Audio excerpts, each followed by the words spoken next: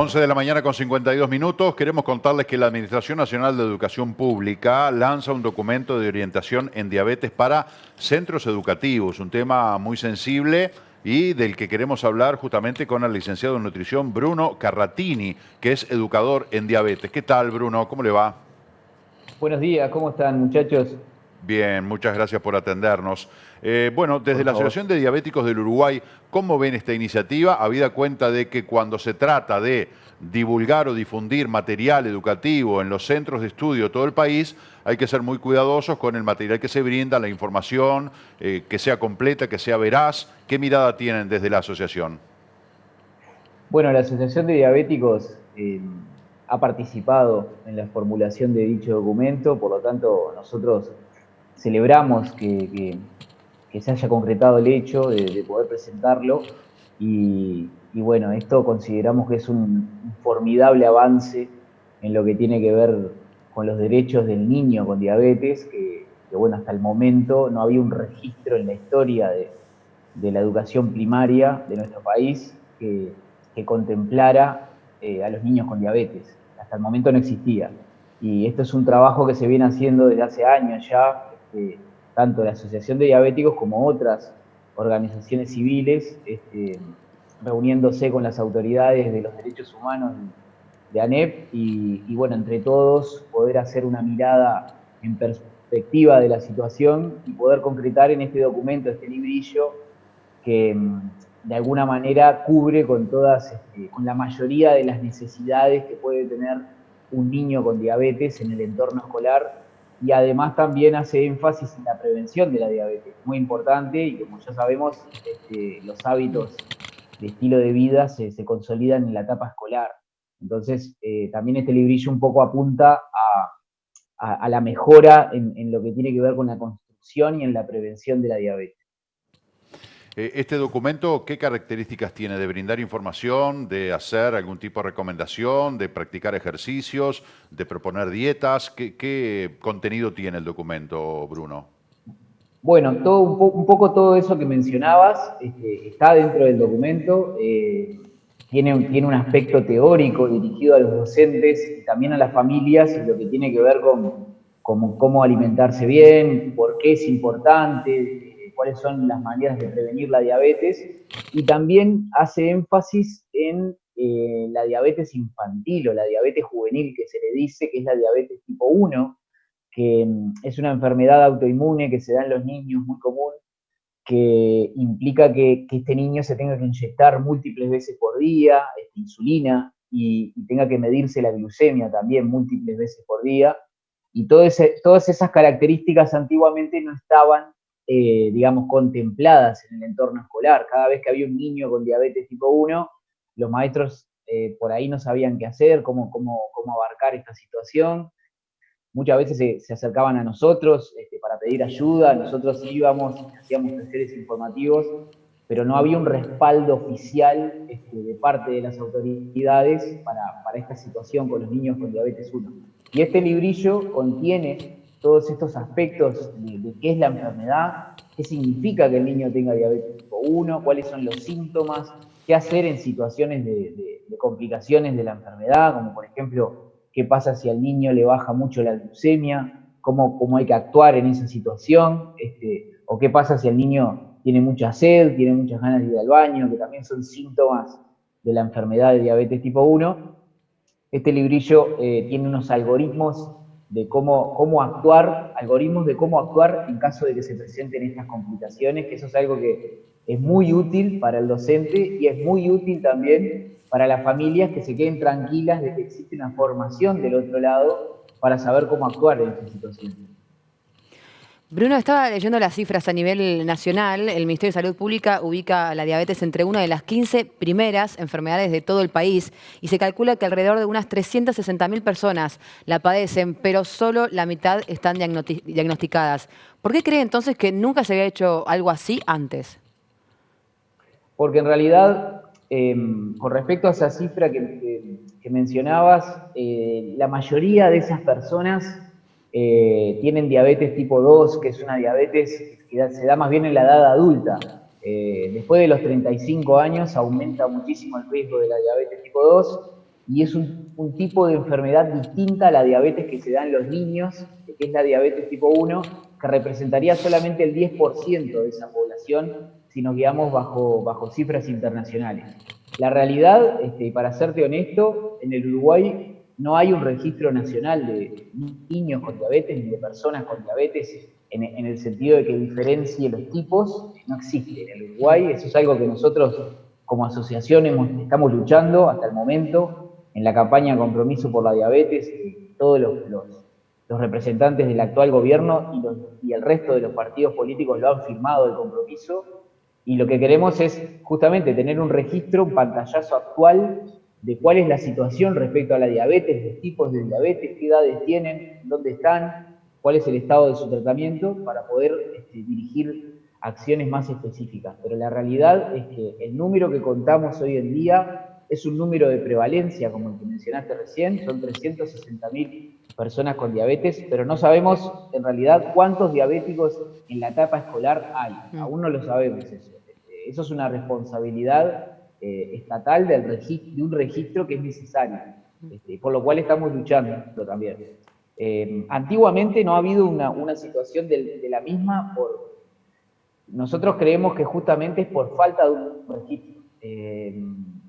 Sí existe la diabetes tipo 1 en los niños desde el comienzo de la historia, pero nunca se ha hecho un documento porque no contamos con un registro nacional. Creemos que ahora se promulgó este documento y se hizo efectivo, digamos, a raíz del impulso y del esfuerzo y del trabajo de la asociación civil que hemos estado al frente de batalla para que se publique desde el comienzo. ¿Y cómo se empezaría a distribuir este protocolo, este documento en las instituciones educativas? ¿En qué plazo ya empezaría a regir o a funcionar o a contar con esta información? Bueno, a partir de este momento, a partir de la presentación oficial, que fue el otro día, ya el documento es vigente. Quiere decir que ya cualquier docente puede acceder al mismo a través del portal de ANEP, y cualquier persona entrando a la página oficial de ANEP o de todas las organizaciones e instituciones de educación que hay, están vinculadas, se lo pueden descargar. Es un librillo digital que se lo pueden descargar. El plan que tiene la Administración Nacional de Educación Pública es difundirlo por todas las redes de educación que hay, que como se podrán imaginar en el país son muchísimas, pero la idea es que lo centralicen en una descarga a través del portal de ANEP. Te quería preguntar, como educador en diabetes y como integrante de la asociación, desde el punto de vista de la alimentación, la persona diabética tiene una enorme cantidad de limitaciones, no solamente por alimentos que no puede consumir, sino también en muchos casos por los costos. Incluso en situaciones de emergencia, como por ejemplo la que estamos viviendo, se habló mucho de canastas, distribución de canastas de alimentos, pero no se contemplaba a la persona diabética, como de repente no se contemplaba el celíaco, más allá que después se instrumentaron políticas alternativas para estas personas. ¿Hay una correcta política de Estado en materia de alimentación para la persona diabética que pueda acceder a todo lo que necesita y de alguna manera desde el punto de vista económico también? Bueno, ese es un tema que tiene muchos matices en realidad. El acceso a la alimentación, no solo para la población con diabetes, sino para la población en general, es un tema que bueno, que es una preocupación por lo que tiene que ver el costo de la alimentación como necesidad básica, pero con respecto a la población con diabetes, el año pasado se aprobó una ley de diabetes que se llama Diabetes y otras enfermedades no transmisibles, en donde en su artículo 7, si no me equivoco, 7 u 8, menciona que las personas en situación de vulnerabilidad social pueden acceder a una canasta del Instituto Nacional de Alimentación o el INDA para contemplar esas necesidades. Esta ley todavía no se reglamentó. Ya pasó el plazo de aprobación, que son 120 días a partir de, digamos, que la Cámara de Senadores y Diputados la aprueban, para que el Poder Ejecutivo la reglamente, son 120 días. Y ya pasó ese plazo, entonces ahora estamos desde la Asociación de Diabéticos contribuyendo o intentando contribuir a la reglamentación de esta misma ley para que justamente, aprovechándonos un poco de ese artículo que está aprobado, poder reglamentarlo en el sentido del acceso a una alimentación saludable. Pero sí, para contestarte la pregunta, actualmente no existe una prestación social que contemple a las personas con diabetes por tener diabetes. En el momento no existe. Existen otras prestaciones que tienen que ver con canastas, que tienen que ver con la tarjeta Uruguay Social, pero es en general. No existe una específicamente que contemple las necesidades de las personas con diabetes y por supuesto que como profesional de la nutrición, como representante de la Asociación de Diabéticos, es una preocupación para nosotros.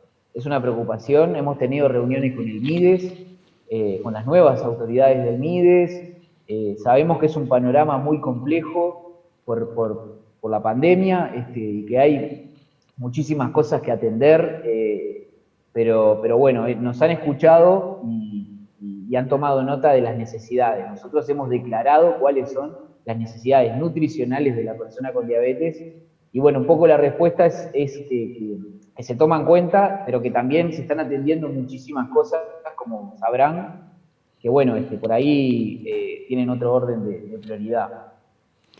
¿Qué tan importante es identificar que una persona tiene diabetes lo más temprano que se pueda? Bueno, eso es muy importante en realidad, muy importante lo que se llama el diagnóstico oportuno de la diabetes. Una persona con diabetes puede pasar una persona con diabetes tipo 2, que es la más común, puede pasar muchos años teniendo diabetes sin saber que la tiene. Por eso se le llama la enfermedad silenciosa también la diabetes. Y cuando se diagnostica es porque la persona ya presenta alguna complicación de la diabetes. Por ejemplo, pérdida de visión, pérdida de sensibilidad en los miembros inferiores, problemas en los riñones o alguna otra complicación que tiene que ver con la micro y la macroangiopatía. Y eso es justamente lo que se debería evitar, porque una vez que la persona ya presenta complicaciones, estas complicaciones muchas veces no son reversibles.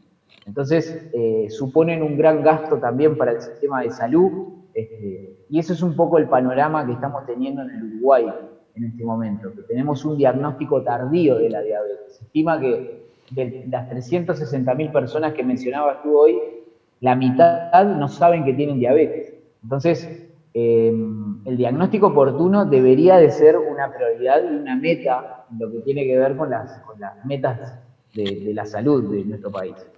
Esto depende de la gente, depende de los sistemas de salud. ¿Cómo hacemos para tener diagnósticos oportunos? Que de repente la gente, aunque no tenga síntomas, más allá de los que tú señalabas recién, de la sed, etcétera, ¿cómo podemos hacer para descartar nosotros mismos de que no tenemos diabetes? Bien, lo primero que tenemos que saber nosotros como personas es cuáles son los factores de riesgo de la diabetes. La diabetes y las enfermedades no transmisibles como la hipertensión y la hipercolesterolemia y otras enfermedades como el cáncer también y las demás, la diabetes comparten factores de riesgo que son en común. El sobrepeso y la obesidad es uno de ellos. Es bueno que tengan una concientización de lo que significa mantener un peso saludable y qué significa tener sobrepeso y qué significa tener obesidad. El sedentarismo es otro factor de riesgo. Bueno, la alimentación, obviamente, que contribuye a estos otros dos. Y también familiares con diabetes. En la diabetes tipo 2 es muy fuerte el factor genético, es decir, si nosotros tenemos un familiar que ya fue diagnosticado con diabetes, nuestra probabilidad se duplica. Entonces, es importante que si reconocemos en nosotros mismos alguno de estos factores de riesgo, vayamos al médico y simplemente con una analítica general, es decir, que nos saquen sangre y nos hagan unos estudios de sangre de rutina, podemos descartar si la persona tiene diabetes o no. Eso es muy importante y depende también un poco de nosotros tener la conciencia de hacerlo. Después, desde el punto de vista de la salud pública, también es un problema estructural y de contexto. El diagnóstico de la diabetes debería ocupar uno de los primeros lugares en lo que tiene que ver con la atención primaria en salud, y en algún momento se planteó así, pero después no fue efectiva la medida bueno, un poco también dentro de lo que son los carnets de salud, se hace la glucemia, la persona se hace un carnet de salud, le hacen una glucemia para ver si tiene diabetes, pero muchas veces la gente no se hace el carnet de salud o no lo renueva, si lo hicieron hace 10 años, no se lo renueva más. Entonces también es un poco la responsabilidad de la gente preocuparse por su salud y más allá de que el contexto no sea ideal, poder ir a hacerse los análisis que corresponden. Una vez más la responsabilidad individual, ¿no? De que cada uno de nosotros estemos atentos a nuestra salud, que tengamos prácticas saludables y bueno, es como primer factor de alguna manera para ese diagnóstico oportuno que es tan importante como tú lo señalabas. Bruno, se nos ha terminado el tiempo, realmente muy interesante esta entrevista, esta charla, muy importante todo lo que has dicho. Bueno, muchas gracias a ustedes y estamos a las órdenes por cualquier cosa, la comunidad con diabetes, desde la Asociación de Diabéticos del Uruguay, seguimos acá trabajando. Gracias, un saludo y hasta pronto. Hasta pronto. Como que los diabéticos están bastante desprotegidos, ¿no? Porque no hay un diagnóstico de decir, un relevamiento, decir, bueno, a ver, cuántos pacientes tipo 1, tipo 2, cuántos niños, cuántos adultos. Como que no hay un censo, realmente una fotografía de la realidad y también en el aspecto de la alimentación y de los diagnósticos, ¿no? Como que es una enfermedad que además es silenciosa, o sea, cualquiera de nosotros la puede tener, quizá no tengamos los síntomas, y habría que trabajar intensamente para darle protección a toda esa comunidad que cualquiera de nosotros puede ser, porque además la diabetes te puede saltar en cualquier momento, incluso por otro factor. Es una pregunta que me había quedado en el tintero, no me acordé en el momento, pero le iba a preguntar a Bruno, ¿cuáles son los elementos que pueden disparar una diabetes? Porque uno dice, bueno, no, genéticamente no, porque no tengo familiares, por ejemplo, que eso es muy importante, yo mantengo una vida saludable, hago ejercicio, como bien, estoy en peso, todo bárbaro, pero de repente tenés una carga de estrés brutal y eso puede ser un disparador para que aparezca la diabetes, entre otras características, ¿no? Pero bueno, es un tema o una pregunta que quedará para otra oportunidad a que alguien con información la pueda contestar. Y como decís también esto de al no poder tener esta base, la base para poder actuar a partir de esa base, ¿no? De No realmente saber dónde los estás datos, parado, en claro, realidad. exacto. También hablando de esto de niños y adolescentes, ¿no? Cómo no se implementó esto también antes, lo que decía, ¿no? La impotencia de decir, no, es que realmente no se cuenta con esa información. Entonces hay que como, bueno, trabajemos con un estimativo o no sé, o asegurarse que se difunda toda esta información para poder prevenir casos sin manejar, como decimos, los datos reales de cuál es la situación de diabetes en el país. Un poco en el aire, ¿no? Con la falta de esa información, cómo generás políticas o estableces mecanismos para trabajar y cuidar a esa población. Vamos a una pequeña pausa. Quédense porque, como le dijimos, hoy es viernes y tenemos magia aquí en el estudio de La Mañana del 11.